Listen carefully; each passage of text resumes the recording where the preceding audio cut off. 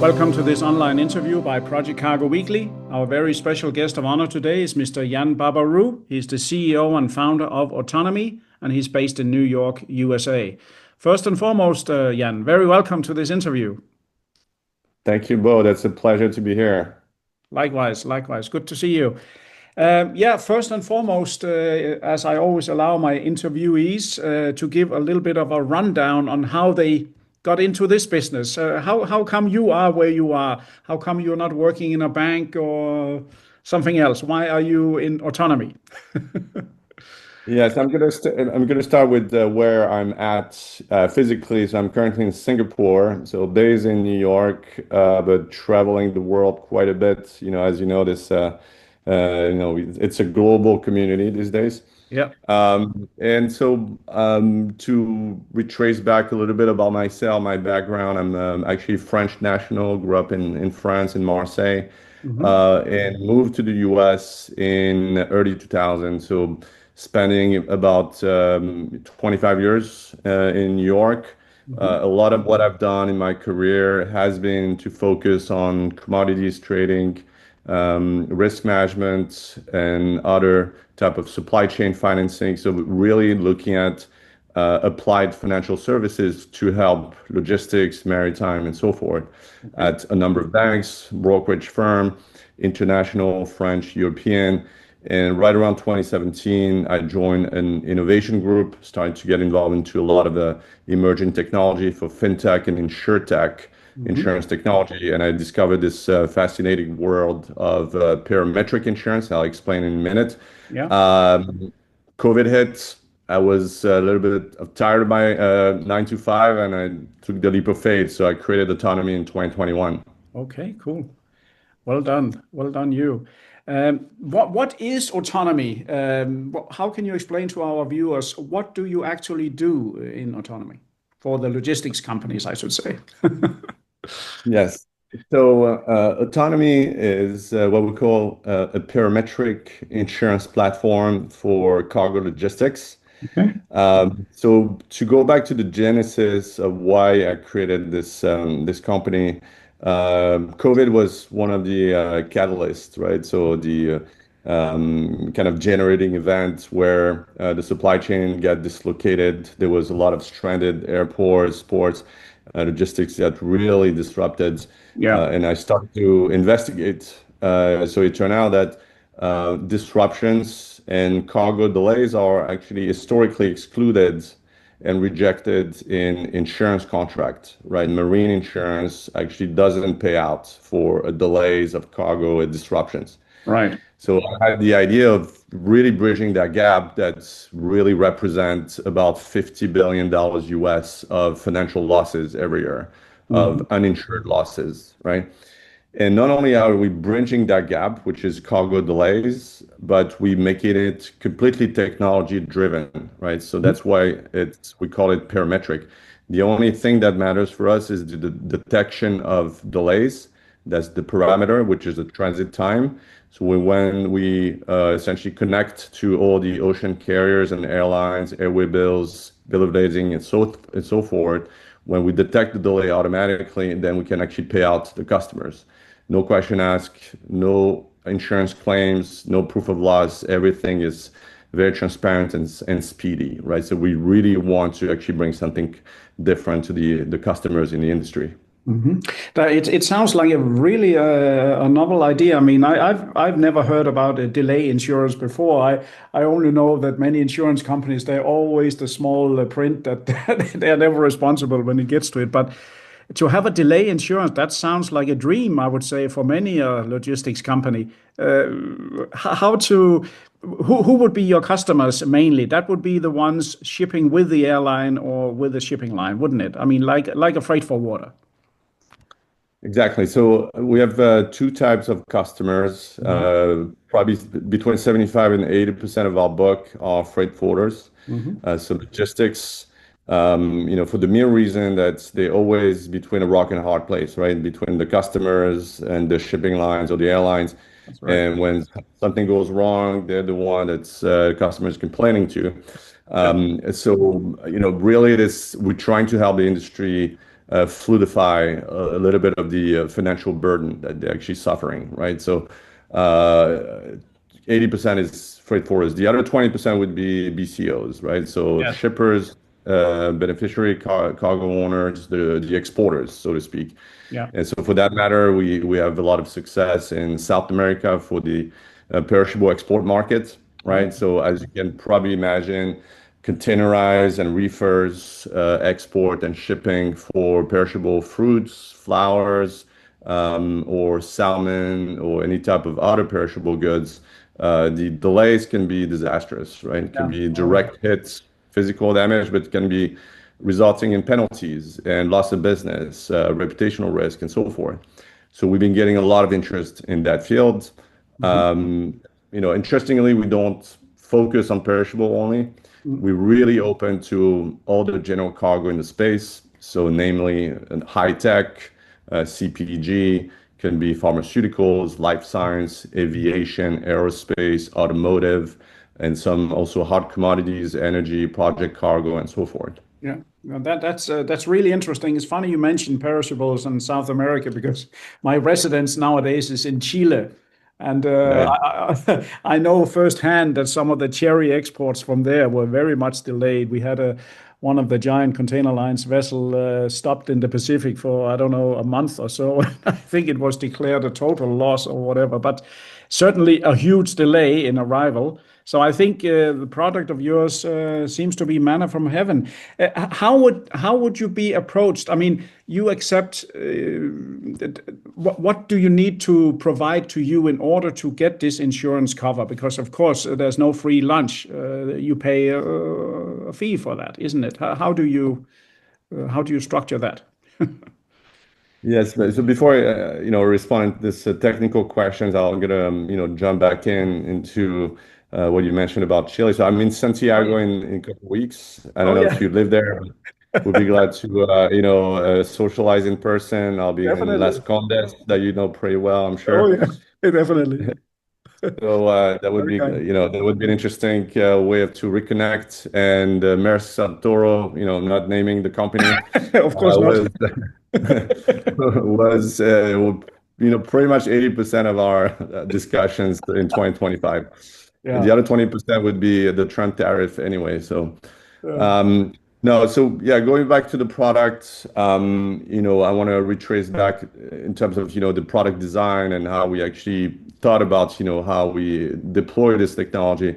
So it's all about data, right? Yeah. It's all about big data. We collected in excess of 1 billion data points in freight, aviation, maritimes, port terminals, and so forth to create a whole algorithmic pricing model, statistical pricing, right? So Yeah. we know that the Port of Singapore is best in class, and Port of Klang, which is not too far, has a lot of operational delays, and Port of LA Long Beach is also very outdated in many ways. So we have dynamic pricing and rating of certain trade lanes, certain shipping lanes, certain ports, sometimes airports as well, in order to make sure that we don't lose our shirts overnight. Yeah. But we also give benefits to the customer. If it's a trade lane that doesn't have much delays, we're going to be cutting the rates Mm. quite a bit, right? So, yeah, so our premium rates ranges between half a point to several points. In general, you want to think about 1.5%. Okay. That would be the gist of it. And people can actually sign up online, Hmm. right? So we are what we call an insurtech, insurance technology firm. Okay. So you can actually go online on our platform, get a quote in a few milliseconds, and get a insurance certificate in 45 seconds, right? It's Wow. all automatic and digital. Wow. It's and I know I'm a little bit older than you, and when I think back to my young days, I mean, this whole new world seems totally different from what I was used to back in the day. But this is very interesting, and I am quite confident that many would be very interested in this because, I mean, delays, and especially you mentioned the freight forwarder, we are the middleman.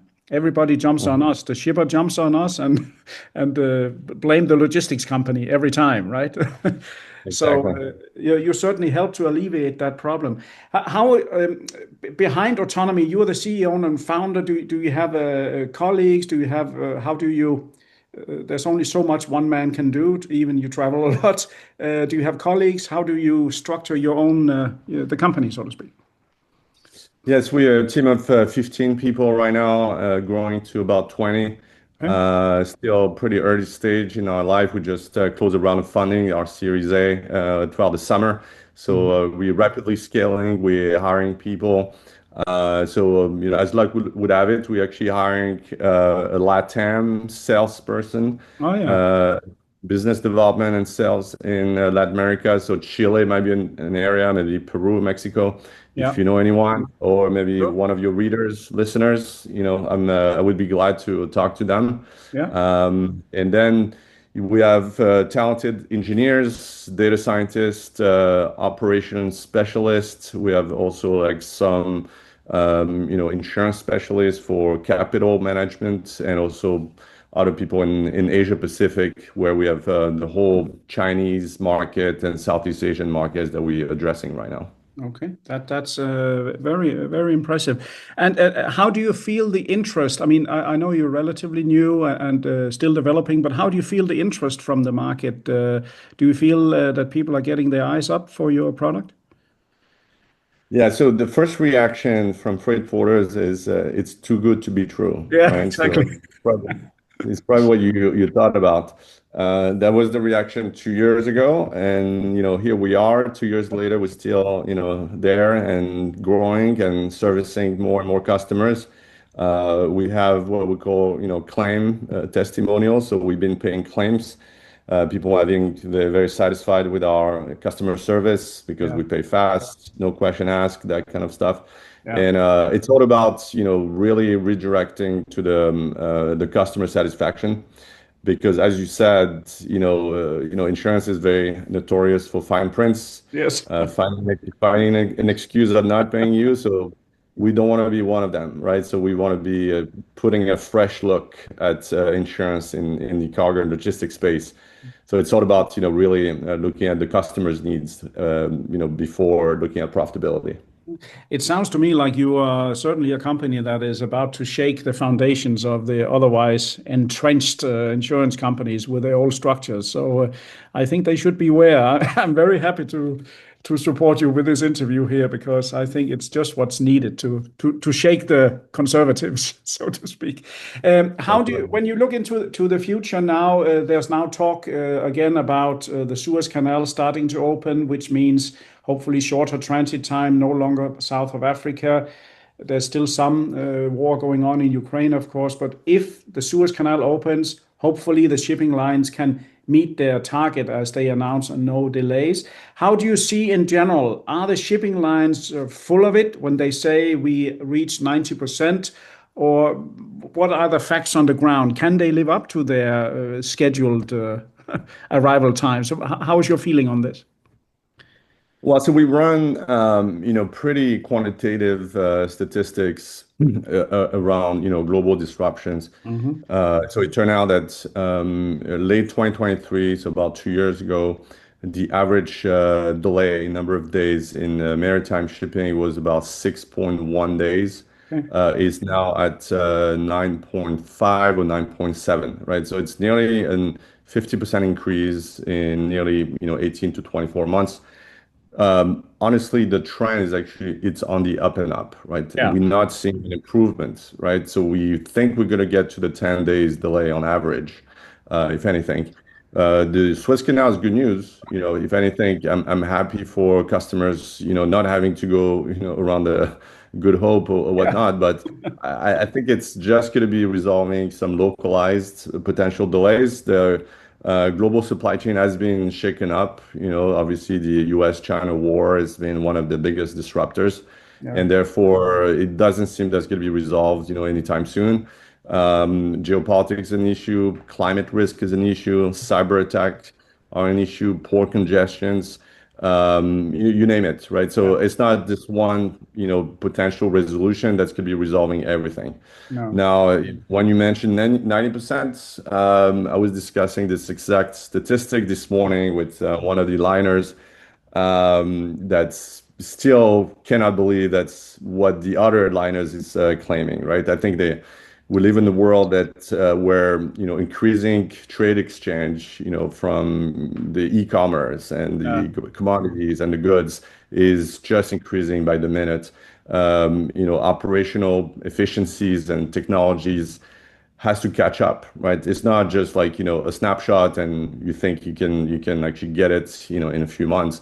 No. It's just a moving target, right? Yeah. So technology has to catch up. It doesn't mean that we're going to be resolving everything. So I think we're here to stay, right? Disruptions, delays are inherent part of the shipping and logistics. We providing a very smart way to protect your financial losses Yeah. against those unexpected. So that's what we're vouching for. I think it sounds very interesting to me and a little bit scary when you mention 10 days. I mean, the longest transit time perhaps should be 35, 45 days from Asia to Europe, just for an example.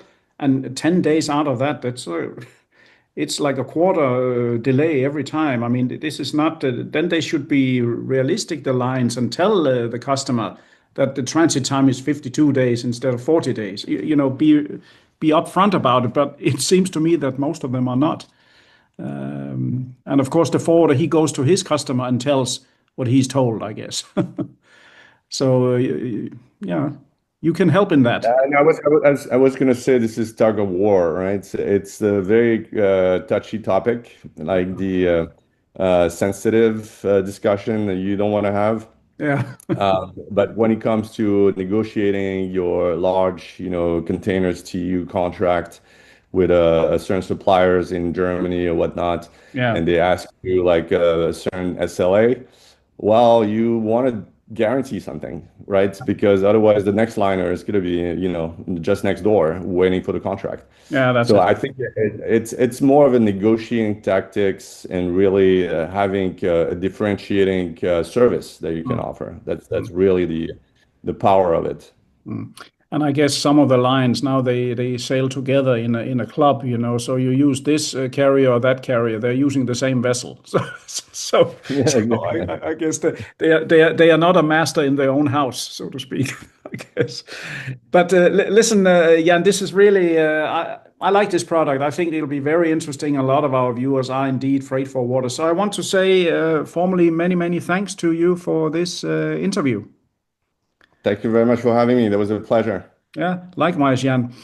And to all our listeners, viewers, and readers from around the world, this was yet another great interview by Project Cargo Weekly. Our special guest of honor today has been Mr. Yann Barbarroux. He's the CEO and founder of Otonomi. He's based in New York, USA. And he and his company really has a very interesting product, I would say, to many, a freight forwarder and a line out there who has problems meeting the targets concerning transit time. It's a novel idea, a new idea, and I think it sounds too good to be true, but it seems to be true. So do contact him if you have any questions. For me and Project Cargo Weekly, thank you very much, and until next time. Bye bye.